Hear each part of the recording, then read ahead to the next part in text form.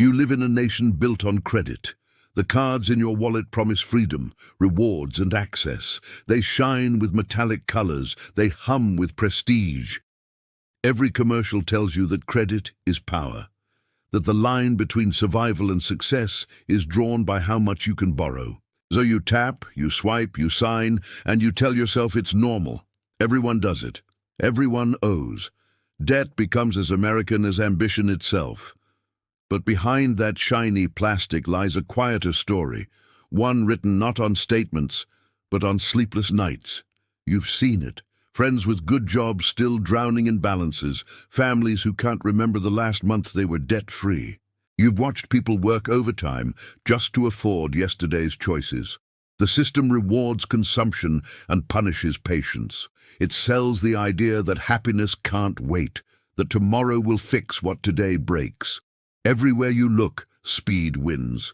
Instant approval, same-day shipping, buy now, pay later. America's economy thrives on urgency, and you are its favorite customer. The faster you decide, the deeper you fall.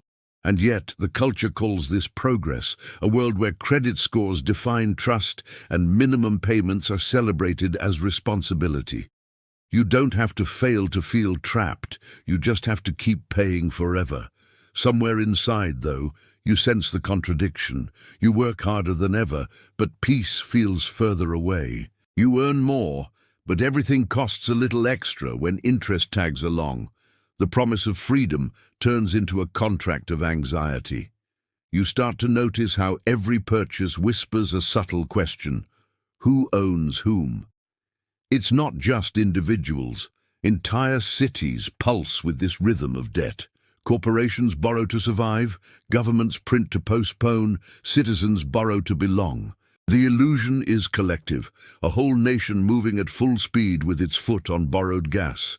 You can almost feel the weight in the air, like a quiet fog made of numbers.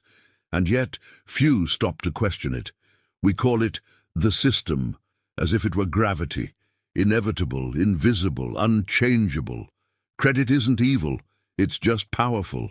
And power, when misunderstood, turns gentle traps into lifelong cages. It's easy to think control means having access, but true control means knowing when not to use it. You begin to wonder how people survived before credit existed. How did they build homes, raise families, run markets without loans and lines? The answer is almost too simple. They worked, they waited, they trusted the slow process of earning before spending. They believed in growth measured by effort, not leverage. Somewhere along the way, modern comfort replaced patience with impatience and called it progress. That's when the whisper of an older wisdom starts to echo. You remember reading a verse once, maybe long ago, about wealth that comes quickly fading just as fast. At the time, it sounded poetic. Now it feels prophetic. 3,000 years ago, a sage saw the same pattern repeating in every generation, the human hunger to skip the wait and reap the reward. The illusion of credit freedom is not the balance on a card, it's the mindset that debt equals opportunity. You start to realize that every borrowed dollar carries invisible interest, not only in money, but in peace of mind. The more you owe, the more your future belongs to someone else. You're not buying time, you're selling it. When you slow down long enough to see the cycle, the glamour starts to fade. The rewards points feel smaller, the offers feel louder, and the debt feels heavier. You see that the culture's version of success, living beyond means, showing what you can't sustain, wasn't freedom after all. It was just another brand of slavery dressed in convenience. And so you pause. You breathe. You look at the card, the statements, the endless scrolling of desires, and realize that the issue isn't that credit exists, it's that wisdom doesn't guide it anymore. Somewhere in the dust of ancient words lies a map out of this cycle, a voice that still insists, slow down, build honestly, grow little by little. That's where freedom begins. You don't know it yet, but you were standing at the doorway of an ancient principle that could still heal a modern economy. It was true in markets of stone and sand, and it's still true under neon lights. The next step is to rediscover it, to hear how a single proverb, quiet and old, dares to challenge America's most accepted illusion.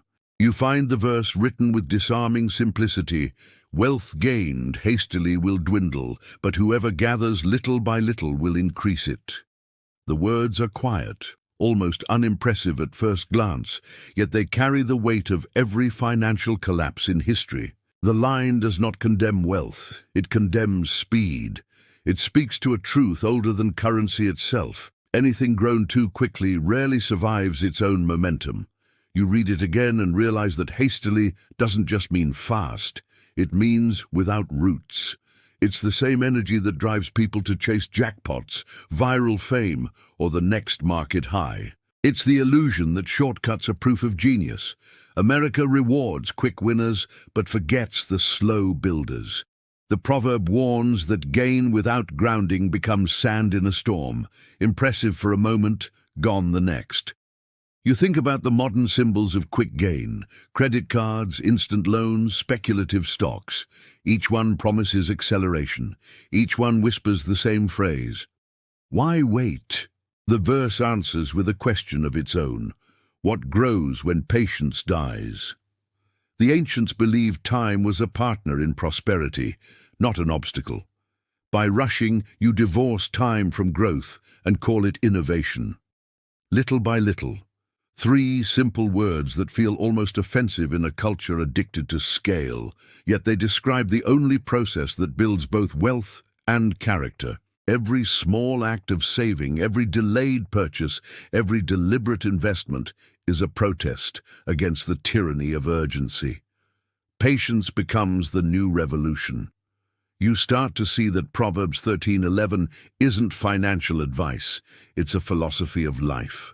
It replaces the myth of endless acceleration with the art of steady faithfulness. It invites you to measure progress, not in leaps, but in layers, to see prosperity as a rhythm, not a race.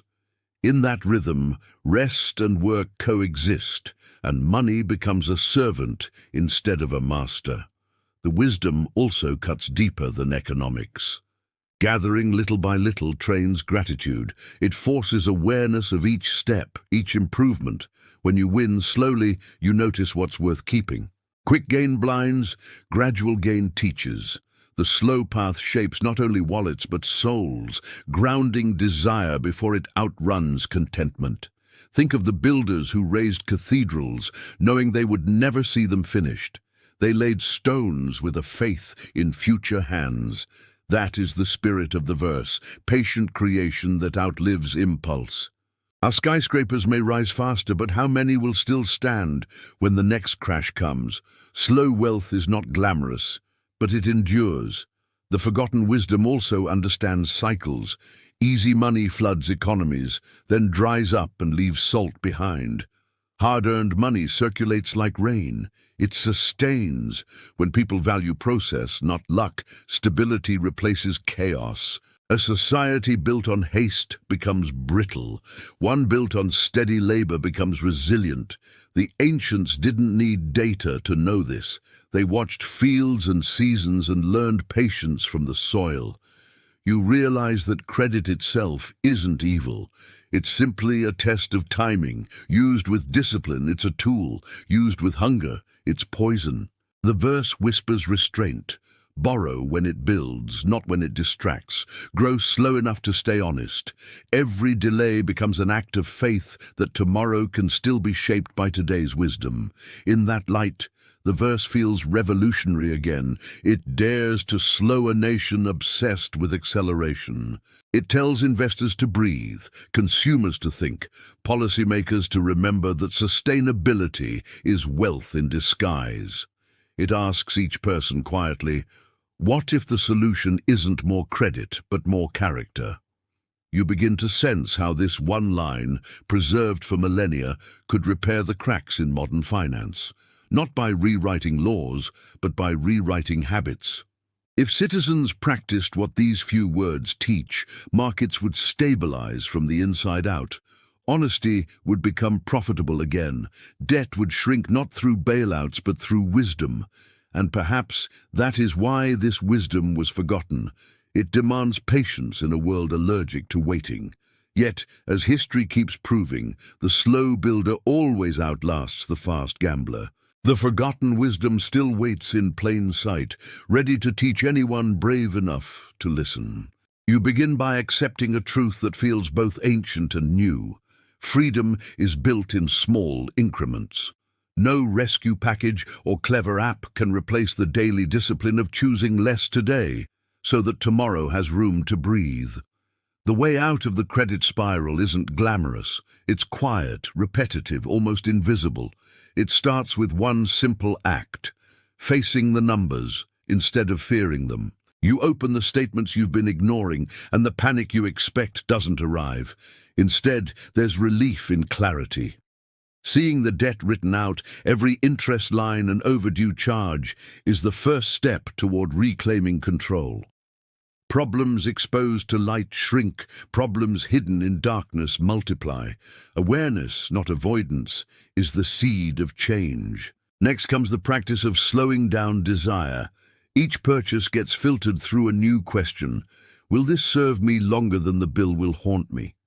Sometimes the answer hurts, but in that discomfort, you start to rebuild the muscle of patience. You begin to sense how powerful restraint can be, how saying no today plants the foundation for saying yes later without guilt. Then you design a plan. Nothing heroic, just consistent. You pay a little extra on one balance each month. You stop chasing reward points that cost more than they return. You track every payment like a craftsman counting strokes of a hammer. Slowly, interest bends in your favor. The math that once oppressed you begins to serve you, proof that time itself can become an ally when paired with persistence. Work also changes its meaning. Instead of seeing labor as punishment, you see it as partnership with progress. Every hour worked honestly becomes a vote for stability. You rediscover pride in earning, not as ego, but as integrity. When money arrives slowly, it arrives clean. It carries no residue of deceit, no echo of desperation. Generosity, once postponed for when things get better, sneaks back into your life. You start giving in small ways: a meal shared, a donation, a moment of help, and notice that giving loosens fear's grip. The paradox reveals itself again. The more open your hands, the lighter your burdens. You realize that wealth was never just accumulation, it was circulation. Community becomes another safeguard. You talk with others about the struggle instead of pretending everything's fine. The shame fades when the silence breaks. In those conversations, advice flows, accountability forms, and hope multiplies. Collective wisdom, not isolation, repairs what reckless spending fractured. Technology, once a tool of temptation, turns into a tool of structure. You automate savings, schedule payments, use reminders not for sales but for goals. Each notification becomes a nudge toward order instead of impulse. The same devices that lured you into debt now help guide you out, proof that the issue was never the tool, but the purpose behind it. You start to measure success differently. Instead of net worth, you count calm mornings, debt-free weeks, decisions made without panic. The scoreboard shifts from digits to dignity. That shift changes the way you walk through stores, browse online, even talk about money. You feel less need to prove and more desire to preserve. The culture around you may not change overnight. Advertisements will still promise shortcuts, and headlines will still glorify the overnight millionaire. But you carry a new skepticism, the healthy kind that recognizes temptation in the language of convenience. You learn to nod politely and keep walking, remembering that real prosperity rarely shouts. Month by month, the habits stack like bricks. Small savings become emergency funds become investments, and investments become opportunities to help others.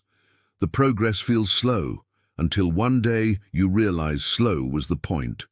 Stability built one decision at a time is stability that lasts. And when you look back, you see that the way out was never a secret. It was written plainly. Grow little by little, stay honest, stay patient. You've proven that wisdom survives every age because it speaks to human nature, not markets. The economy may rise and fall, credit may expand and contract, but patience, diligence and integrity never lose value. That is how an ancient line can still fix a modern problem, by fixing the heart that created it.